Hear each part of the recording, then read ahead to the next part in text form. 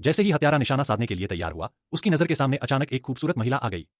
पेशेवर बने रहते हुए उसने जल्दी से अपनी स्कोप को फिर से लक्ष्य पर सेट किया, लेकिन उसकी प्रवृत्ति ने उसे धोखा दे दिया। वह खुद को एक और झलक देखने से रोक नहीं पाया। उसे एहसास हुआ कि यह ध्यान भटकना खतरनाक हो सकता है। उसने गहरी सांस ली और अपनी घड़ी देखी। उसका हार्ट रेट 65 दिखा रहा था। सब कुछ बिल्कुल ठीक था। ट्रिगर पर पकड़ मजबूत करते हुए उसने पूरी तरह से लक्ष्य पर ध्यान केंद्रित किया, एक सटीक गोली मारने के लिए तैयार। आज तक वह कभी असफल नहीं हुआ था। उसकी नजरें लक्ष्य पर पूरी तरह जमी थीं। पूरे आत्मविश्वास के साथ उसने ट्रिगर दबा दिया।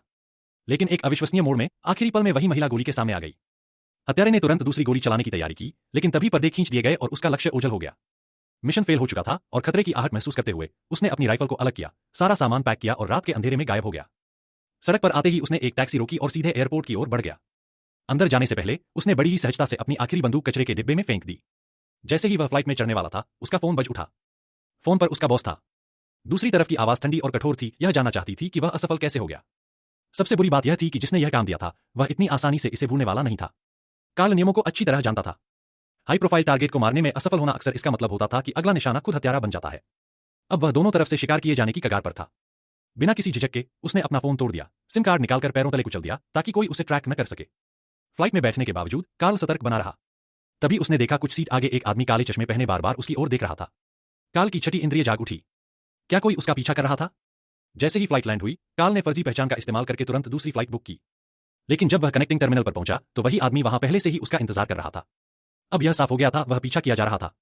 कोई जोखिम न लेते हुए उसने अपनी फ्लाइट कैंसिल कर दी और अगले दिन सुबह की फ्लाइट के लिए नई बुकिंग करवाई, फिर रात के लिए एयरपोर्ट होटल में चेक इन किया।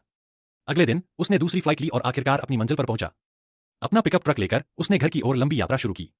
रास्ते को अनिश्चित बनाए रखने के लिए वह जंगलों, खुले मैदानों और सुनसान हाईवे से होकर गुजरा, यह सुनिश्चित करते हुए कि कोई उसका पीछा तो नहीं कर रहा। आधे शहर को पार करने के बाद वह अपने एकांत में बने घर तक पहुंचा। लेकिन जैसे ही उसने घर के पास कदम रखा, कुछ अजीब महसूस हुआ। मिट्टी पर पैरों के निशान थे। कोई यहां आ चुका था। काल के अंदर खतरे की घंटी बज उठी। बिना समय गवाए वह अपने ट्रक की ओर लौटा, अपनी बैकअप गन निकाली और चुपचाप बाड़ के ऊपर से कूद गया। तेजी से आगे बढ़ते हुए उसने झाड़ियों के पीछे छिपकर घर पर नजर गड़ाई।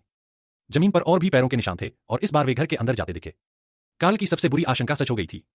कोई घर में घुस चुका था। उसने हर कमरे की तलाशी ली, हर कोना छान मारा, लेकिन घुसपैठिए कहीं नहीं थे। जो बचा था वो सिर्फ बिखरा हुआ फर्नीचर और फर्श पर खून के धब्बे, संघर्ष के साफ निशान थे। घबराहट में कार्ल ने तुरंत अपनी पत्नी को फोन मिलाया।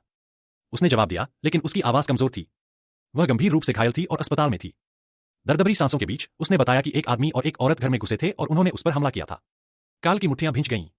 एक भी पल बर्बाद किए बिना उसने अपनी पत्नी को सुरक्षा के लिए एक प्राइवेट अस्पताल में शिफ्ट करवाया। फिर उसने एक फावड़ा उठाया और जमीन खोदनी शुरू कर दी। एक टॉप टियर हत्यारे के रूप में कार्ल ने अपनी संपत्ति में कई जगहों पर इमरजेंसी सप्लाई छिपा रखी थी। अब समय आ चुका था जंग के लिए तैयार होने का।